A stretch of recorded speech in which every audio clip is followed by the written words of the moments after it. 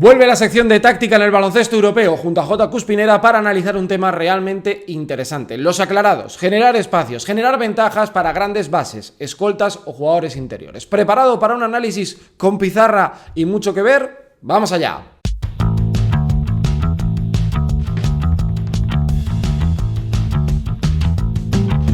Muy buenas, bienvenidos a mi canal, hablemos de básquet y hablemos en este segundo episodio de táctica en el baloncesto. Gracias de verdad a la acogida que disteis al primer vídeo en el que hablamos de 4 situaciones de juego que estaban muy de moda en 2022. Os voy a dejar el vídeo por aquí arriba porque creo que os va a interesar. Ha tenido muchas visitas, muy buen feedback, muchos comentarios tanto en YouTube como en redes sociales. Y Jota, era un clamor que volvieras aquí al canal. Gracias, Jota, ¿qué tal? Muy buenas. Hola, buenas. Un placer. Ya sabes que compartir me gusta, así que estoy encantado de poder estar otra vez aquí contigo. Oye, les ha gustado mucho a la gente conocer el baloncesto desde tu punto de vista, desde el punto de vista del entrenador. No sé si te ha sorprendido también, ¿no?, que haya tanta curiosidad, porque sí que es cierto que pensábamos que era muy de entrenadores, pero había mucho aficionado, muy buen aficionado, y dice, ostras, he aprendido a ver cosas diferentes.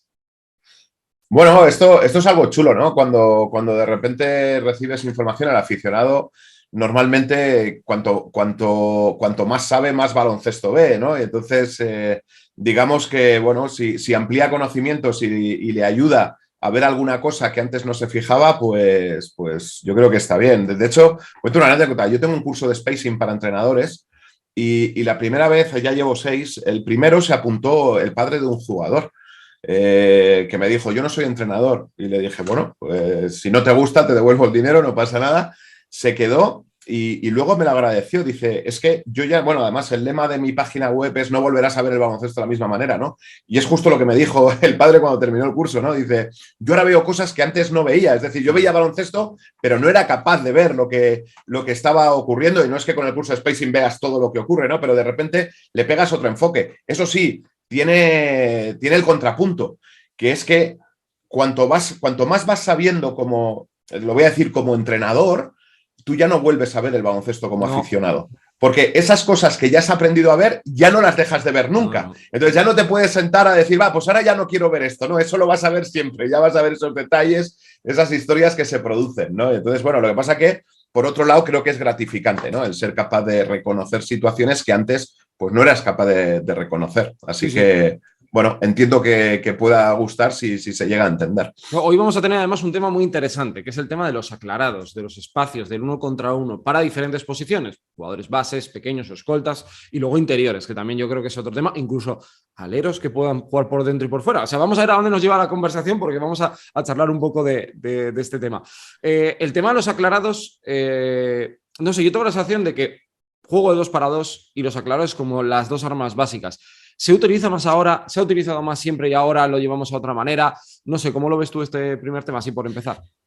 Bueno, yo creo que se ha utilizado siempre. Donde se utiliza mucho es en la NBA, porque el tema de la zona en defensa, no solo en ataque, digamos que libera muchos espacios, ¿no? Que facilitan que se pueda jugar ese aclarado. Bueno, creo que esto lo sabéis todos, ¿no? En la NBA existe la norma que un defensor no puede estar dentro de la zona más de 3 segundos si no está defendiendo de forma cercana a un jugador, ¿no? Y entonces esto hace que tengas que estar pisando fuera de la zona prácticamente constantemente, lo mismo que hacemos en ataque, ¿no? Y entonces, claro, evidentemente genera unos espacios para esos aclarados, para jugar situaciones de 1 para 1, que en Europa, como esa norma, o en baloncesto FIBA, como esa norma no existe, las ayudas se te plantan en el centro de la zona, ¿no? Con lo cual, el espacio que tú estás intentando generar, digamos que queda más colapsado porque la defensa puede permanecer todo el tiempo que quiera dentro de la zona. Entonces, no es tan sencillo generar esos espacios, porque ya no solo depende de ti y de tu organización espacial,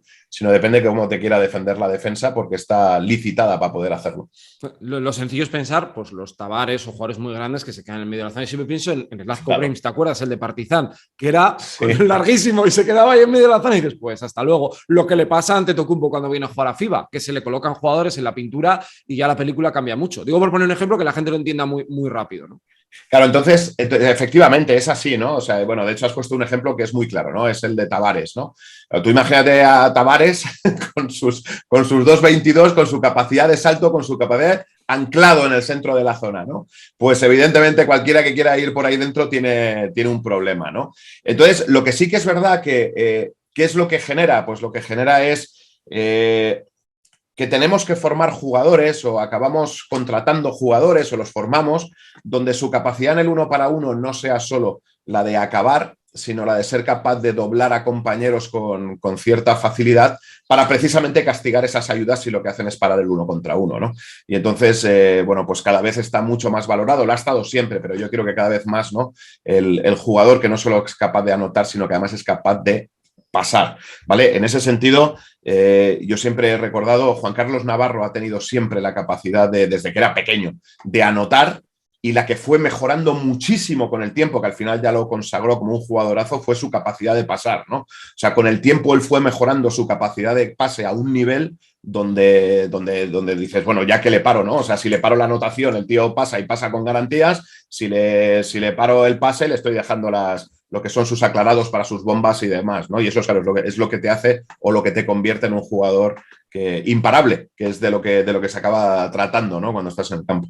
Oye, un equipo que juega mucho uno contra uno es un equipo poco trabajado, digo, porque es la tendencia que tiene todo el mundo. Buah, esto uno contra uno, ya esto se la juega. Rompemos un poco ese mito, ¿no? No, yo no creo que esté relacionado, ¿no? O sea, jugar uno contra uno es una de las formas de jugar al baloncesto. Lo que te va a indicar si está trabajado o poco trabajado es qué ocurre cuando paran ese uno contra uno. ¿Vale? El cómo se mueve la gente, el espacio inicial que se genera para poder jugar el uno contra uno. Y después es eso, lo que te he dicho, ¿no? Una vez, yo recuerdo, esto es una frase de Tore Messina, que la he hecho mía con los entrenadores, ¿no? Que evidentemente el objetivo de un ataque es anotar una canasta, pero digamos que es como la utopía en el sentido de que no siempre consigues anotar canasta, ¿no? Entonces, el concepto que yo utilizo como entrenador es que el objetivo de un ataque es obtener una ventaja y saber disfrutar de ella, ¿no? Entonces, vale, en el uno para uno lo que estamos intentando es generar una ventaja, ya bien sea que sea capaz de yo llegar hasta el final fácilmente, o si se cierran las ayudas, que es lo que suele pasar en Europa, pues el ser capaz de empezar a jugar con los compañeros que están liberados y a partir de ahí, ante las recuperaciones, ya vas con ese medio de segundo de ventaja que te permite seguir generando otras ventajas, ¿no? El cómo se generan a partir de esa decisión de uno para uno las subsiguientes ventajas es lo que va a determinar que veas si el equipo está muy bien trabajado, no está nada trabajado, es simplemente aleatorio o ese tipo de cosas. Y bueno, desde luego en los equipos ACB, en los equipos top, en los equipos profesionales, normalmente hay mucho más trabajo en ese tipo de situaciones de juego sin balón para después seguir generando ventajas que el hecho de que alguien se está jugando un uno para uno, ¿no? Sin embargo, mira, en esto sí que es una reflexión que tengo yo como entrenador, que creo que tenemos todos, ¿no? O sea, todos los equipos, digamos que, bueno, pues tenemos nuestros sistemas, nuestra forma de jugar y demás, ¿no? Sin embargo, cuando tú llegas a finales apretados de cualquier partido, los 2-3 últimos minutos de un partido apretado se va a resolver en situaciones muy parciales, muy parciales en general, ¿vale? Y eso es algo que llama la atención. Entiendo como entrenador, ¿no? Que si tú eso lo generas desde el primer minuto, vas a tener un problema de celos por poseer el balón de los compañeros, ¿no? ¿Vale? Pero sí que es verdad que cuando llegas a finales apretados, lo más normal es encontrarte situaciones donde se dirigen o a un pick and roll o a una situación de uno contra uno, ¿no? Oye, antes de ya ir con temas muy concretos, pero cuando uno confecciona una plantilla, cuando ficha, es muy importante encontrar estos jugadores desequilibrantes, ¿no? No sé si, claro, evidentemente muchos son los más caros, y especialmente los grandes que juegan de espaldas y encima pasan, ya eso es una cosa de locos. Pero entiendo que esto es muy importante cuando dices, bueno, y tampoco puedo tener 12 especialistas en esto, pero sí tener unos cuantos en un equipo. Sí, vamos, claramente. Yo siempre digo que, y bueno, ahí me corregirán los directores deportivos, ¿no? Y los directores generales, ¿no? Lo que más dinero da a un jugador es meter. O sea, si tú eres capaz de meter 30 puntos por partido, eso te va a dar dinero, ¿no? Y luego suelo decir que lo segundo que más te da es pasar. ¿Vale? Si tú eres un grandísimo pasador, eso te va a dar dinero también, ¿no? La gente dice, no, el que es muy buen defensor, si solo eres muy buen defensor, no vas a tener muy buenos contratos, ¿vale? Comparados con otros, ¿no? Es como en el fútbol, ¿no? El mejor portero del mundo ni se aproxima en sueldo al delantero goleador, ¿no? Y sin embargo es tan necesario la función de uno como la función de otro, ¿no? Bueno, pues en el baloncesto ocurre un poco lo mismo, ¿no? Yo creo que las dos cosas, ¿no? que más dinero te da, evidentemente siempre hay excepciones, ¿eh? Pero pero suele ser primero los puntos y después esa capacidad anotadora, pasadora. Y si combinas las dos, pues entonces es donde ya estás en el sweet spot, ¿no? Que llaman los americanos, en ese punto dulce donde puedes decidir tú muchas cosas, ¿no? Pero efectivamente, los entrenadores, cuando conformamos equipos y cada uno dentro de sus posibilidades económicas y de lo que le ofrece el mercado en cada momento, pues buscamos mucho eso, sobre todo esa capacidad de desbordar.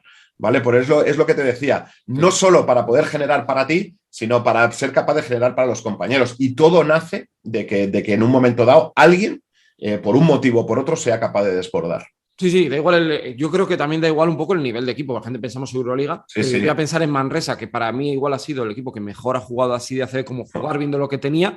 Dices, no, tal, oye, que aquí había tíos, los Joe Thomason, que jugadores que te generan ventajas uno contra uno para luego el resto que hacen jugar muy bien lo que estás haciendo tú, Jota, ¿no? O sea, que no hace falta tener millones. Ahora acabas de mencionar, ¿no? A Manresa, entrenado por Pedro Martínez. Pedro Martínez, que no solo es este año Manresa, sino que ya lleva una trayectoria muy importante detrás. Yo creo que es probablemente el entrenador nacional que es capaz de jugar más sencillo en la élite, ¿no? Y entonces esto es muy curioso porque jugar sencillo como lo hace él no es nada fácil, te lo garantizo.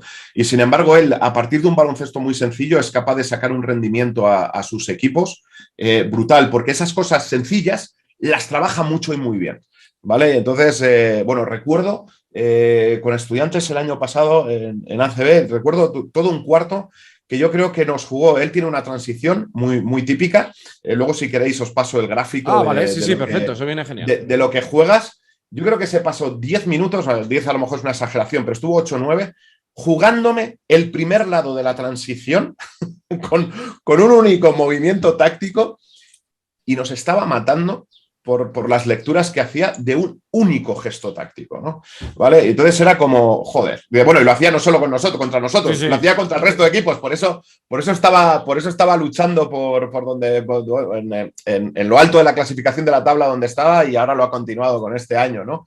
Pero decías eso, ¿no? Decías, ¿cómo es posible que le saquen tanto rendimiento a tan poca cosa táctica, ¿no? Y me imagino, el cómo enseña el atacar todo tipo de situaciones defensivas, la confianza que les acaba dando a sus jugadores para ejecutar aquello tan sencillo que hace, que ya te digo que de fácil no tiene nada. No, totalmente, pero era un ejemplo que yo creo que además le viene muy bien. O sea, que el dinero importa, pero no tanto. A veces también acertar con las piezas, acertar con la idea y tener un entrenador muy bueno, pues hace mucho.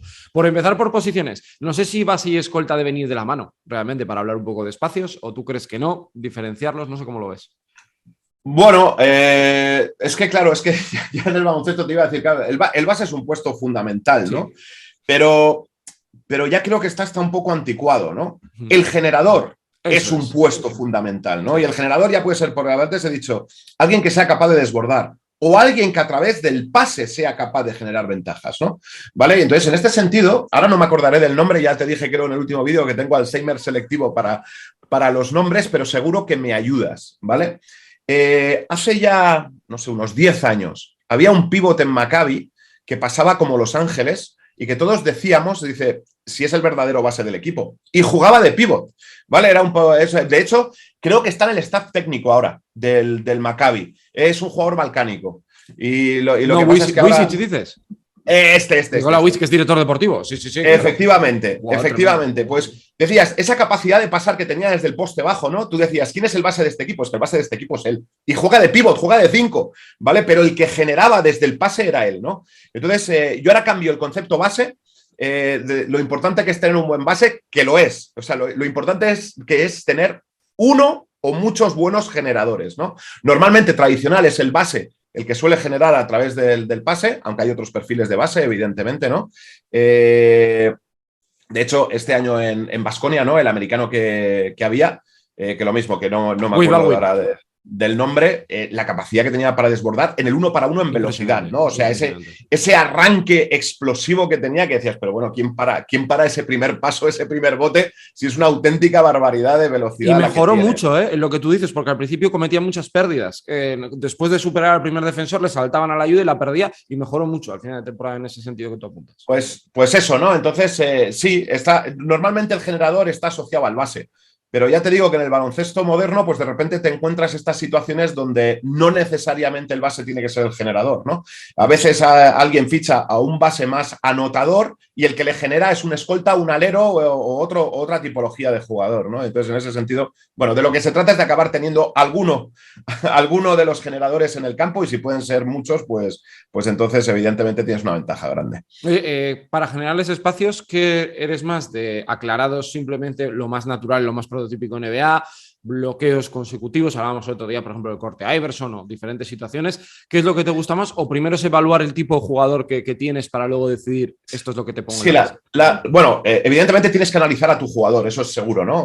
Por ejemplo, un ejemplo muy claro que además ha jugado en Baskonia, que es Fabián Caser, ¿no? Es bastante zurdo, ¿vale? Entonces, claro, si le quieres generar situaciones, Pablo Laso en el Madrid lo ha hecho genial, ¿no? Y otros entrenadores también en otros sitios, no estoy hablando, pero vamos, es el hecho de que evidentemente que quieres generarle espacios hacia su izquierda, ¿no? El equipo rival lo que intenta es cerrarle los espacios a la izquierda para que se tenga que ir a la derecha, ¿no? Pero evidentemente tienes que conocer a tu jugador, ¿no? Dónde se siente cómodo, cómo se siente cómodo. Y ojo, no siempre el zurdo se quiere ir hacia su izquierda. Por ejemplo, yo recuerdo hace mucho tiempo que hice un análisis estadístico de Ricky Rubio, que es diestro, y sin embargo, en un gran porcentaje, esto te lo dan las herramientas que tenemos los profesionales, en este caso era Synergy, ¿no? Que te despieza a un jugador en todo lo que hace. Él tenía una clara tendencia, siendo diestro, a jugar los aclarados hacia su izquierda, los unos para uno hacia su izquierda, ¿no? Estas cosas ocurren. Hay jugadores que siendo de una mano dominante, pues resulta que prefieren jugar hacia su mano no dominante cuando tienen que atacar en uno para uno y son más efectivos en esas situaciones, ¿no? Entonces, evidentemente, tienes que conocer a tu jugador para ver qué tipo de espacios le quieres generar. Entonces, lo que le viene a la mente a un aficionado inmediatamente con el tema de los aclarados es esta situación que tú dices, ¿no? Muy típica de NBA, le damos el balón, se pone a botar en el sitio, le dejamos el espacio necesario para que pueda atacar, ¿no? Entonces, en este sentido, para mí, cuando es un jugador exterior, una de las situaciones así que más espacio le genera es dejarle el espacio, digamos, en lo que sería la continuación de la zona por la altura del codo, ¿vale? Es decir, un poco ladeado. Meterle esa esquina ocupada, ¿vale? Y dejarle a dos jugadores exteriores, otro en una esquina, el otro en 45 grados del lado contrario, y normalmente solemos poner al pívote en la línea de fondo del lado contrario que él está ocupando, ¿no? Yo creo que esa es la situación que más espacio vertical deja a un jugador en el baloncesto europeo por el tema de las ayudas, ¿no? Porque ¿qué pasa? Si le liberas la esquina, y hay a veces que hay entrenadores que le dejan el lateral con 45 grados y le liberas la esquina, hay más tendencia a volcarse las ayudas, ¿no? Con lo cual te saturan la zona, que es lo que hablábamos antes de que, bueno, al final tú quieres que se acabe jugando el aclarado, pero tiene que tener esa capacidad de pase para cuando le saturan ser capaz de doblar al jugador que mejor se queda, pues para ejecutar un triple o un mate debajo del aro o lo que sea, ¿no? ¿Qué es lo que ocurre? Que, bueno, esta que es la primera que nos viene a la mente, pues en el baloncesto actual, más allá de esos minutos finales o esos incluso segundos finales de posesión, cuando ya no hay segundos para estar generando tácticamente, pues probablemente es lo que más vemos, ¿no? Y entonces lo podemos ver con cierta asiduidad. Cuando los entrenadores buscamos aclarados para un jugador, normalmente lo hacemos a través de movimientos tácticos que muy momentáneamente, en una ventana de décimas de segundo, genera situaciones donde se producen esos aclarados para poder penetrar. Antes has comentado un corte Iverson, ¿vale? Que lo mismo, intentaré dejaros un gráfico para que podáis entender lo que es un corte, digamos, que va de lado a lado, a la altura del tiro libre con un bloqueo de por medio, ¿no? ¿Vale? Entonces, en esa situación, el defensor tiene que elegir si va por debajo o va por encima, como en todos los bloqueos, ¿no? Pero el hecho es que si va por debajo, deja mucho espacio para poder abrirse a buscar un tiro, y cuando va por arriba, en el momento que el jugador recibe, tiene momentáneamente una ventana de penetración. Si el resto de jugadores estuviesen estáticos, podrían plantar las ayudas en esa ventana. Pero si en ese momento tú estás llamando la atención sobre otro elemento táctico, imagínate, puede ser incluso una situación de un bloqueo horizontal a un pívot por la línea de fondo. En ese momento que se está produciendo el corte Iverson, con alguien persiguiéndole que le está dejando la penetración hacia el lado hacia el que va, si en ese momento los dos que están jugando el bloqueo horizontal en el lado contrario, en la línea de fondo, están pendientes de defender ese bloqueo, no están mirando esa penetración. De hecho, esto es algo bastante, no voy a decir muy asiduo, pero que te puedes encontrar una vez por partido, y a veces una vez por partido esos 2 puntitos ya son mucho, ¿no? De haber podido sorprender. Entonces, normalmente los entrenadores lo que buscamos es la distracción en ventanas de tiempo muy pequeñas por un concepto táctico, la distracción del resto para que no puedan estar ayudando y entonces aprovechar esa pequeña ventana de tiempo para jugar una situación de una penetración más o menos fácil, ¿no? Sí, yo ahí pienso, por ejemplo, en Nando De Colo, Elio Cobo, igual jugadores que tienen ese punto de velocidad también luego para ir la intuición de tengo que ir ya al aro. O sea, si me paro se acabó la ventaja y se queda ahí perdida. Sí, esto es importante, ¿no? De hecho, antes cuando te he dicho el concepto, ¿no? El objetivo es generar una ventaja y saber disfrutar de ella. Lo del saber disfrutar de ella es esto, ¿no? Que tú no te pares o seas capaz de elegir el elemento técnico individual o táctico individual que te siga manteniendo la ventaja, porque la defensa lo que va a tratar cuando va tarde es de volver a pararte para volver a un enfrentamiento de igualdad, ¿no? Claro. Entonces, bueno, de hecho, de esto se trata el baloncesto, de cómo eres capaz de generar esas ventajas y mantenerlas en el tiempo y en el espacio, ¿no? La defensa trabaja para lo contrario. Primero, para que no las generes. Segundo, porque no van a conseguir que no las generes habitualmente, que cuando las generas, intentar pararte de alguna manera o romperte o el espacio o el tiempo para que tú desaproveches esa ventaja y tengas que volver a generar una nueva con menos tiempo en lo que es la posesión. Hoy está muy de moda también, por ejemplo, el jugador grande, el base alto. Pensamos en Vasa Misic, pero recuerdo Albert Oliver, Papalucas, digo, por poner ejemplos un poco de muchas temporadas, que también juegan poste bajo. Que no sé si has tenido tú alguno de estos en tu carrera, has tenido la suerte de decir, oye, tenía uno que le metíamos el balón dentro con un pequeño y ya teníamos la ventaja. Sí, bueno, no sé si así de pasadora. Yo, por ejemplo, recuerdo, a lo mejor a alguno ya le queda un poco, Pepe Sánchez, ¿no? Hombre, Pepe Sánchez era un jugador que iba al poste bajo no para anotar, iba al poste bajo para pasar desde el poste bajo. Porque hay una cosa, que es que, aunque cada vez está más de moda y cada vez los equipos nos adaptamos más a eso, ¿no? Toda la situación de percepción espacial, tanto el ataque como la defensa, no tiene nada que ver en el exterior que en el poste bajo. ¿Vale? Entonces, cuando tienes a un buen pasador en el poste bajo, ya sea un base, ya sea un pívot, ya sea un alero y demás, pues evidentemente genera ventajas muy distintas a las que se generan desde fuera. De hecho, un especialista al que hemos copiado muchos entrenadores, ¿no? En este tipo de situaciones fue Sito Alonso, y no sé si él lo copió de otro, ¿no? Pero yo creo que fue el que lo puso de moda, que es jugar para tiradores desde el poste bajo. Es decir, nosotros estábamos acostumbrados a jugar salidas de tiradores pues con alguien en el exterior, ¿no? Que le pasara. Sito empezó a poner de moda el hecho de meter en el poste bajo para jugar distintas series para tiradores, ¿no?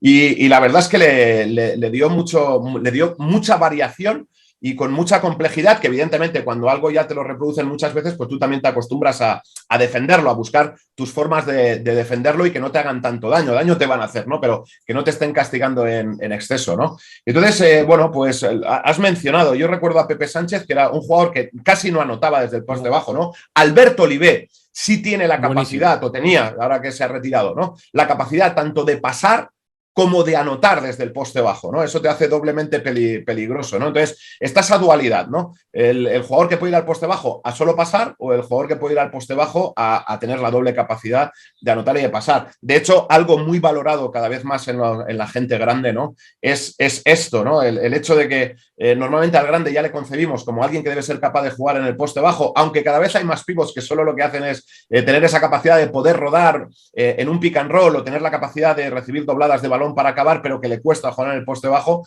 Pero a los entrenadores evidentemente nos gustan los pivots que son capaces también de jugar de espaldas. Si a eso le unes que sean capaces de pasar, pues entonces evidentemente la complejidad es mucho mayor. Ahora me viene porque, aparte de porque han ganado la liga y porque está así como reciente, ¿no? Gaby Deck jugando en el poste bajo, ¿no?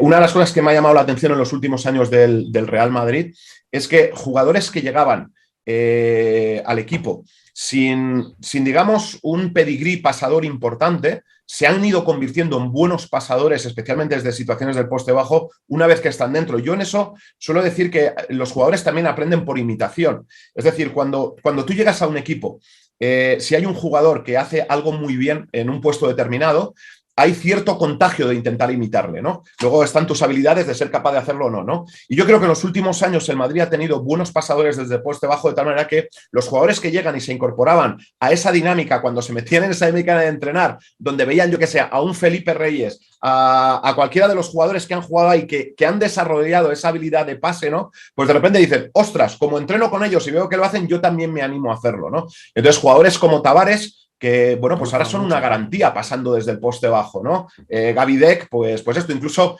de Gavi Deck me llama la atención la fuerza con la que ejecuta los pases, ¿no? Que parece que te tira un obús. Sí. Me imagino que evidentemente están habituados sus compañeros a través del entrenamiento, ¿no? Pero es la fuerza, cómo pasa de un poste bajo a otro poste bajo cuando ve que ya la ayuda se está volcando para pararle a él, ¿no? Ese pase de gancho, sobre todo con su mano derecha, que mete un latigazo que digo, madre mía, alguno si se le escapa y le da en la cara, le va a reventar la cabeza, ¿no? Lo de la frase es se pega todo ¿no? Menos la hermosura. Sí. Sí, entonces, sí, perdona, nada. No, di JJ.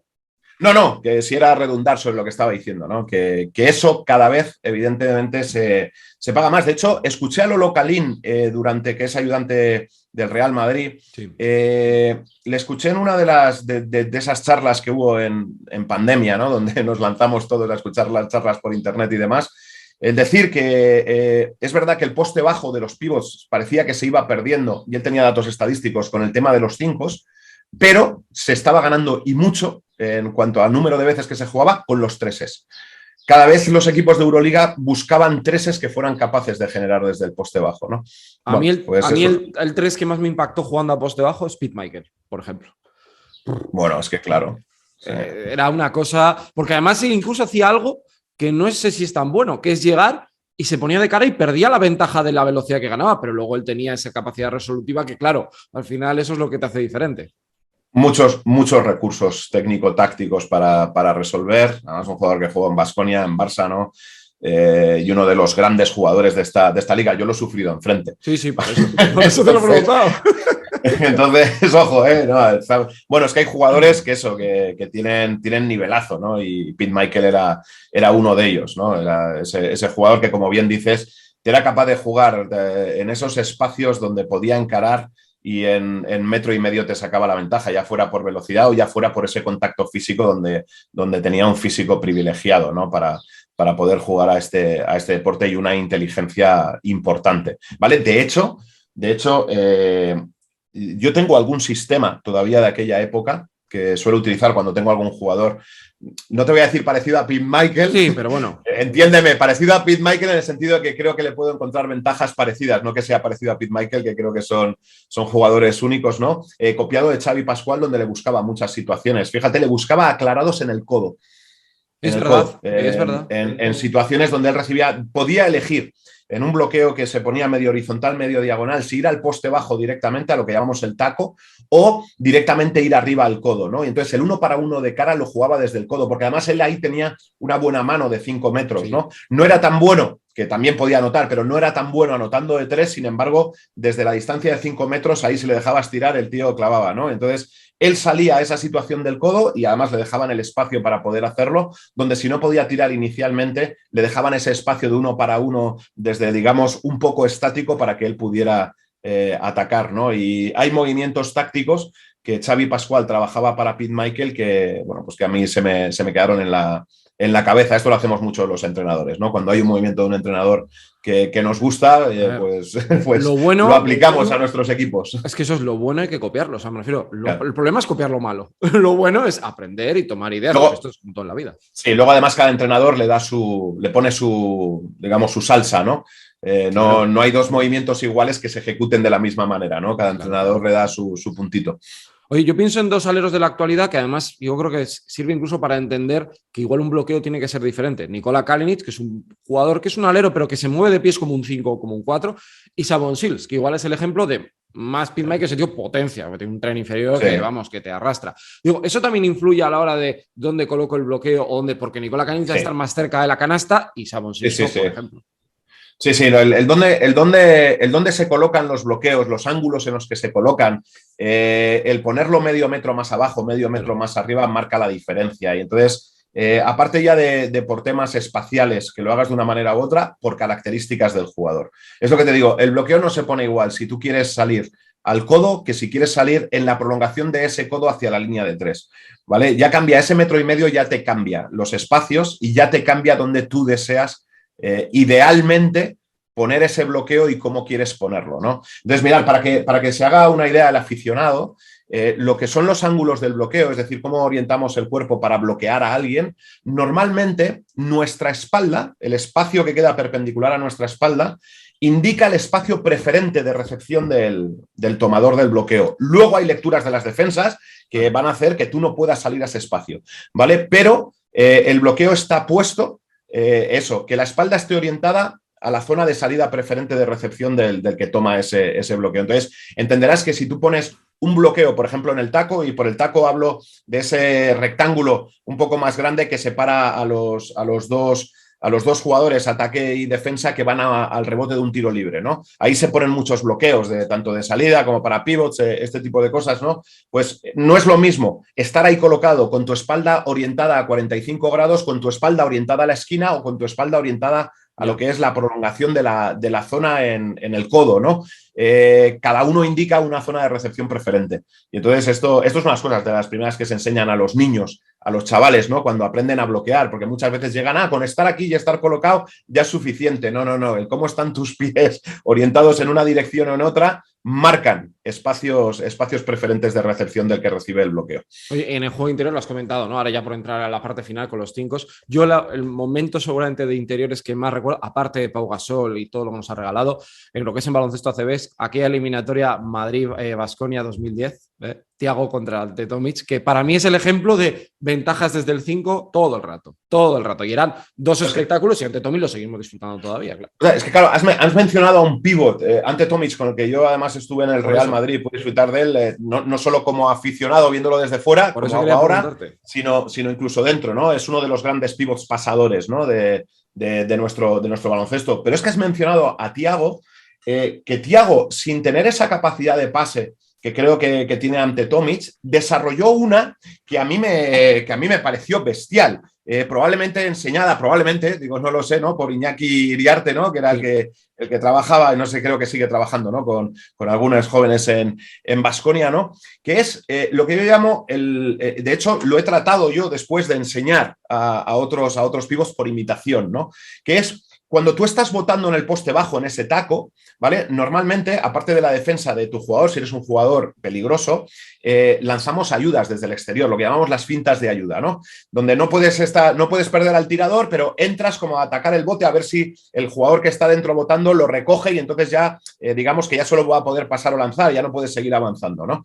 Y él tenía una situación que me encantaba, que era, empezaba botando en ese taco y cuando venían esas ayudas del exterior de amenaza, él recogía el balón hacia atrás, incluso su desplazamiento corporal él hacia la línea de fondo.